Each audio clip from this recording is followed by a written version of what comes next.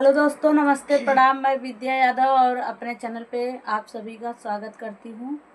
और आज हम लोग एक चुटकुला नाच गीत सुनाने जा रहे हैं। कैसा लगेगा कमेंट में ज़रूर बताना और लाइक शेयर सब्सक्राइब जरूर कीजिएगा। सीढ़ी आई चढ़ के राजा मैं भय बदनाम, सीढ़ी आई चढ़ के राजा मैं भय बदनाम, सीढ़ी आई चढ़ के राजा मैं भय बदनाम।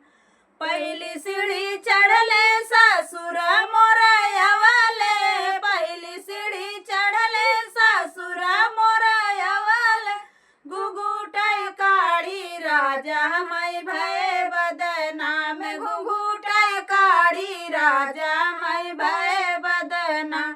सीढ़ी आई चढ़ के राजा मैं भय बदनाम, सीढ़ी आई चढ़ के राजा मैं भय बदनाम।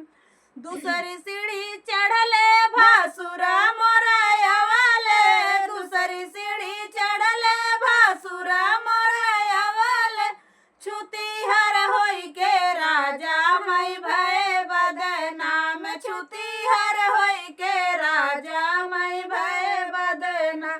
सीढ़ी आई चढ़ के राजा मैं भय बदनाम, सीढ़ी आई चढ़ के राजा मैं भय बदनाम।